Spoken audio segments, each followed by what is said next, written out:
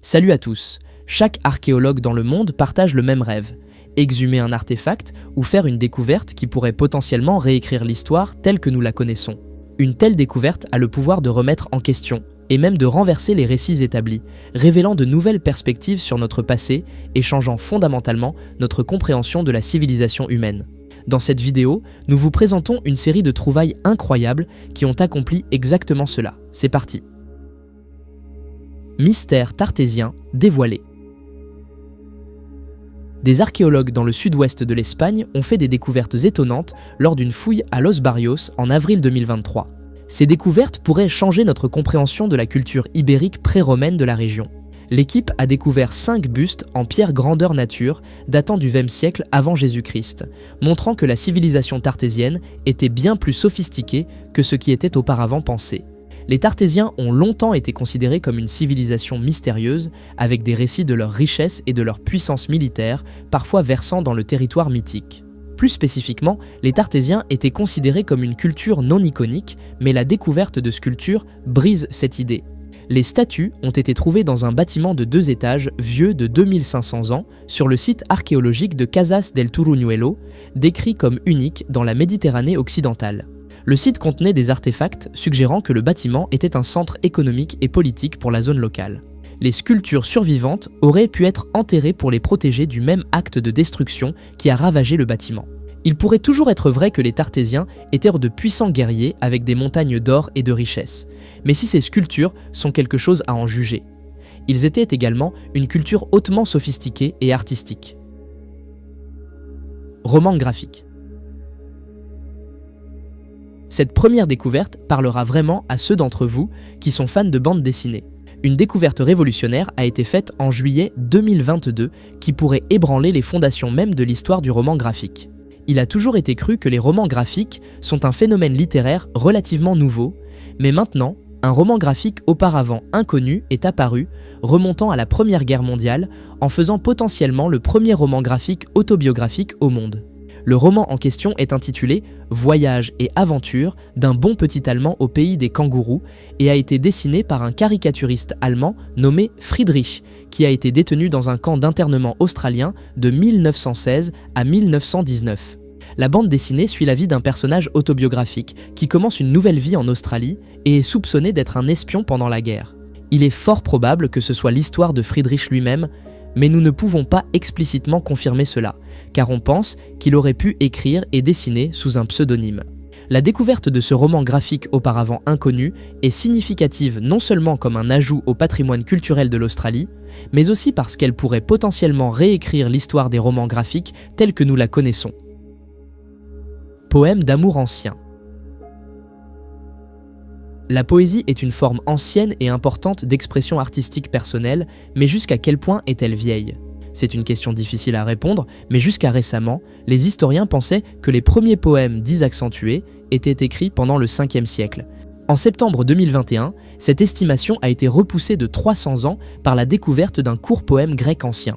Il dit « Ils disent ce qu'ils veulent, mais qu'ils le disent, je m'en fiche, continue de m'aimer, cela te fera du bien ». Il semble que la poésie sur l'amour non partagé n'a pas beaucoup changé depuis l'invention même du médium. Le poème est inscrit sur un médaillon qui a récemment été trouvé autour du cou d'une jeune femme dans un sarcophage ancien en Hongrie. Il est notable car il diffère en maître des formes traditionnelles de la poésie grecque ancienne et utilise des syllabes longues et courtes du type plus traditionnellement trouvé dans le vers quantitatif. C'est le type spécifique de poésie qui apparaît dans les hymnes chrétiens byzantins du 5e siècle. Il est mieux décrit comme une forme musicalisée de langue, la racine de toutes les chansons modernes, et autant que nous le sachions, cela a commencé avec ce poème d'amour perdu. L'image montre un groupe de personnes devant une peinture rupestre monumentale, gravée sur une paroi de pierre sableuse, représentant 3 figures humanoïdes stylisées aux grands yeux et au corps allongé. La scène rappelle les énigmatiques peintures connues sous le nom de Wandjina, découvertes en 1838 dans la région du Kimberley, au nord-ouest de l'Australie. Ces figures, créées il y a environ 4000 ans par les peuples aborigènes, furent représentées avec des visages pâles, sans bouche, entourés d'auréoles ou de rayons, comme si elles émanèrent de la lumière. Les archéologues les ont interprétées comme des divinités responsables des pluies et de la fertilité, tandis que les anthropologues ont souligné leur rôle d'ancêtres spirituels ayant façonné le paysage et le climat. Cependant, les proportions inhabituelles de ces figures et leurs traits presque extraterrestres ont suscité, au cours du XXe siècle, des interprétations alternatives suggérant d'anciens contacts avec des êtres venus d'ailleurs, une hypothèse rejetée par la science, mais qui continue d'alimenter les débats entre chercheurs et passionnés. Des études récentes sur les pigments et les datations au radiocarbone ont confirmé que les Wangjiana furent repeints par des générations successives, perpétuant ainsi une tradition qui unit art, mythe et spiritualité. La présence constante d'auréoles solaires et de corps éthérés soulève une question qui résonne encore aujourd'hui. Qu'est-ce qui a réellement inspiré les premiers artistes du Kimberley? Des souvenirs divins ou la trace d'un mystère que l'humanité n'a jamais su expliquer? Statuette de Bouddha. Voici une histoire australienne qui pourrait réécrire l'histoire. Une petite statue de Bouddha en bronze, trouvée au bord d'une route australienne en mars 2023, a suscité des spéculations parmi les experts et les amateurs de mystère sur ses origines. Découverte dans l'ouest reculé de l'Australie par 2 cinéastes à la recherche de preuves d'explorateurs français, la figurine de 15 cm de haut est censée avoir été fabriquée en Chine il y a des centaines d'années, à l'époque de la dynastie Ming. Malgré des recherches approfondies et une analyse microscopique confirmant l'authenticité de la statue, son origine reste un mystère. Aurait-elle été laissée par des explorateurs chinois au XVe siècle, bien avant l'arrivée des premiers explorateurs européens en Australie? Si certains historiens restent sceptiques, la perspective alléchante d'une expédition de la dynastie Ming atteignant le continent a captivé l'imagination du public. Évaluée entre 3 500 € et 5 800 €, la figurine est une trouvaille rare et son importance historique potentielle la rend d'autant plus extraordinaire. Les cinéastes espèrent élucider le mystère de sa provenance grâce à des recherches supplémentaires, aidées par la coopération entre le gouvernement australien, les communautés indigènes locales et la communauté chinoise.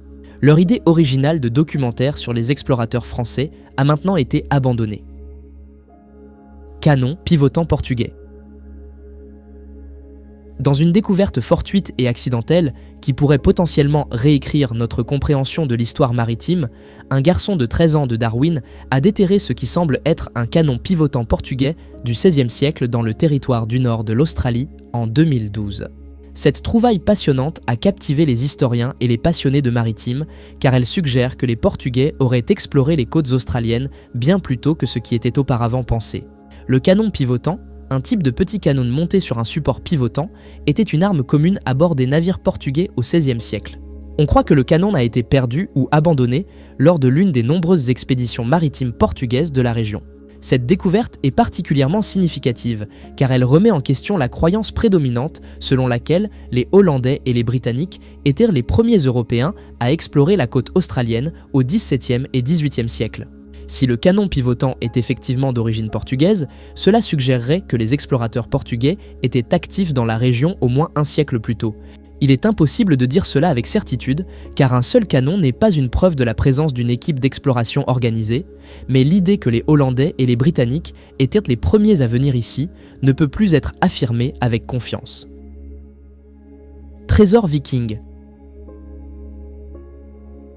Dans un cas dramatique et historique, 2 hommes ont été reconnus coupables en avril 2023 de conspiration pour vendre illégalement un ensemble de pièces anglo-saxonnes que les experts prétendent détenir la clé pour réécrire l'histoire du IXe siècle en Angleterre et celle du célèbre roi Alfred le Grand. Les pièces faisaient partie d'un trésor viking découvert dans le Herefordshire en 2015, évalué à environ 14 millions d'euros. Au-delà de leur valeur financière, la valeur historique des 44 pièces récupérées par la police est considérée comme inestimable. Le juge les a décrites comme ayant une immense signification historique et un conservateur a même dit qu'elles nous permettent littéralement de réécrire l'histoire. Les pièces sont censées apporter un nouvel éclairage sur notre compréhension de la politique de la fin du IXe siècle et révéler l'histoire jusqu'alors inédite de la relation entre Alfred, roi de Wessex, et Ceolwulf II, roi de Mercie. Les historiens ont été sévères avec Ceolwulf II par le passé, le considérant comme peu plus qu'un roi marionnette installé par les envahisseurs vikings.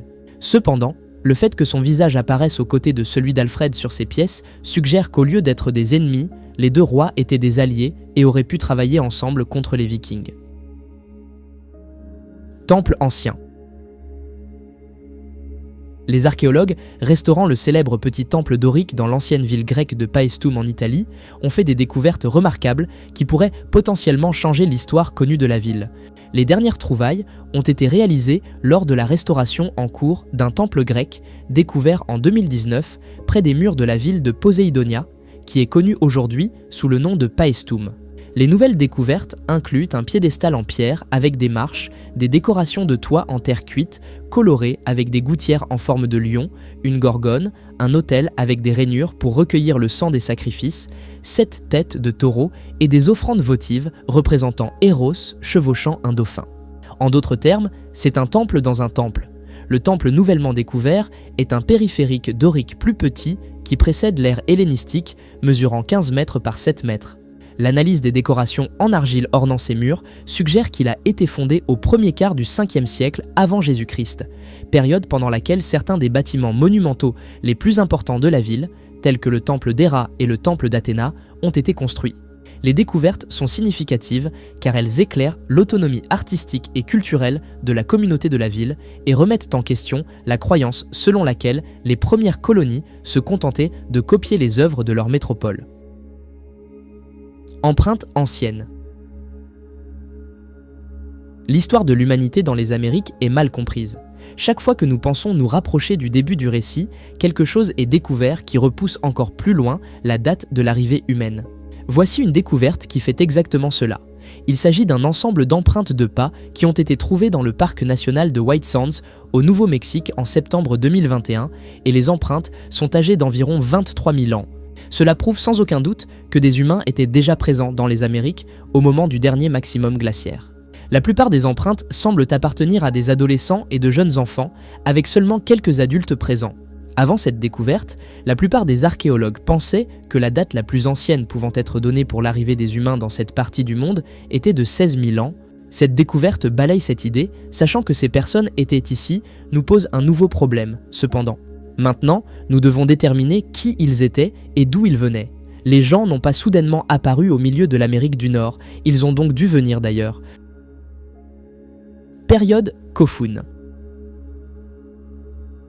Voici une découverte choquante de septembre 2021 qui pourrait réécrire l'histoire du Japon. Pendant ce mois, les scientifiques ont trouvé des preuves d'un groupe d'ancêtres jusque-là inconnus qui a migré vers le pays pendant la période Kofun. En utilisant les génomes de 12 individus à travers le Japon, les chercheurs ont découvert qu'un groupe de personnes génétiquement distincts est venu au Japon pendant cette ère, qui a commencé il y a environ 2000 ans. Ce groupe d'ancêtres, venant d'Asie de l'Est, étaient probablement des personnes Han de la Chine ancienne, selon l'auteur de l'étude. Jusqu'à présent, il était cru que les origines génétiques des populations japonaises modernes étaient de composer de 2 groupes, les chasseurs-cueilleurs Jomon, qui vivaient pendant la période Jomon, et les agriculteurs qui ont migré vers le Japon pendant la période Yayoi. Cependant, la découverte de cette 3e origine génétique suggère que l'histoire du Japon est plus complexe que ce qui était précédemment pensé. Cette percée a des implications importantes pour comprendre l'évolution culturelle et génétique du Japon moderne, et pourrait même éclairer l'histoire plus large de l'Asie de l'Est. Les résultats sont considérés comme controversés au Japon, mais il est impossible de contester la science. Manuscrits anciens. Nous continuons avec des manuscrits anciens d'une importance religieuse datant du 1er au 3e siècle avant Jésus-Christ. En 2022, des chercheurs ont déroulé et numérisé de la littérature bouddhiste Gandhar-N qui a été trouvée dans le nord-ouest du Pakistan et l'est de l'Afghanistan et est maintenant conservée à la Bibliothèque du Congrès à Washington aux États-Unis. Les rouleaux contiennent d'importants enseignements bouddhistes, y compris le Dhammapada, le Sutra du rhinocéros et divers commentaires d'Abhidharma, et ont probablement été écrits par des membres de l'école bouddhiste du Dhammachakra, mais ce n'est pas tout. Il y a des paragraphes et des enseignements supplémentaires dans les rouleaux nouvellement découverts, signifiant que la découverte pourrait potentiellement réécrire l'histoire du bouddhisme, fournissant de nouveaux points de comparaison pour les traditions précédemment connues. Au fur et à mesure que les chercheurs continuent d'examiner les manuscrits, ils s'attendent à découvrir encore plus d'informations sur la relation complexe entre la transmission orale et textuelle des enseignements bouddhistes. Le Gandhara a joué un rôle crucial dans l'Ancien Monde, servant de carrefour pour diverses cultures et traditions religieuses. C'est ici que les enseignements bouddhistes ont été centralisés et diffusés vers d'autres parties du monde, y compris la Chine et au-delà. Ce processus a peut-être commencé avec ces rouleaux. Cathédrale de Rochester.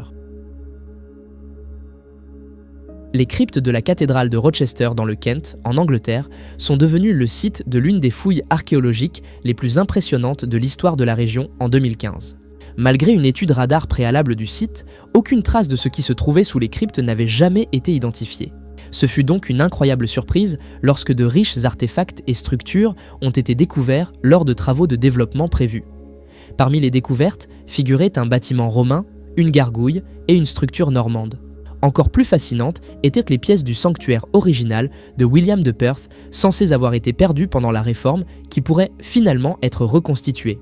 Un archéologue a décrit la découverte comme l'un des plus grands projets archéologiques jamais réalisés à Rochester et considère la structure normande comme une trouvaille d'importance historique. Cela pourrait potentiellement prouver que la cathédrale est encore plus ancienne que ce que l'on croyait auparavant. L'histoire actuelle de son histoire remonte à l'année 604, qui est l'année où elle est censée avoir été fondée par l'évêque Juste. Mais il semble maintenant que la cathédrale ait pu être construite sur le site d'un édifice religieux encore plus ancien. Super église nubienne. Nous ne savons pas autant que nous le devrions sur Makuria. Le royaume a régné sur une énorme étendue de terre en Afrique pendant plus de 6 siècles, et on pense que sa base de pouvoir était proche de l'ancienne ville de Vieille Dongola, au Soudan. En juillet 2021, nous avons découvert quelque chose de nouveau sur les anciens résidents de la ville. Ils avaient la plus grande église jamais découverte dans la région nubienne. La presse locale l'a appelée la super église nubienne. Les experts et chercheurs sur place ont trouvé 2 murs survivants de l'abside de l'église portant des portraits encore visibles des 12 apôtres. Ils ont également trouvé le couvercle en forme de dôme d'un tombeau ancien. Le tombeau n'a pas encore été ouvert, mais pourrait être le lieu de repos final d'un archevêque important de l'ère chrétienne de Nubie, qui a commencé au VIe siècle et s'est terminé au XIVe. Le Soudan est presque entièrement islamique aujourd'hui, mais à l'époque du royaume de Makuria, c'était un bastion chrétien. L'église est si grande qu'il serait peut-être plus précis de la qualifier de cathédrale. Cela serait approprié, car les archives indiquent que Vieille Dongola était à peu près de la taille du Paris médiéval à son apogée. Le royaume dont elle était la capitale était aussi grand que l'Espagne et la France combinées. C'est tout pour aujourd'hui. Quel a été votre moment préféré? Commentez, aimez, partagez et abonnez-vous. À bientôt.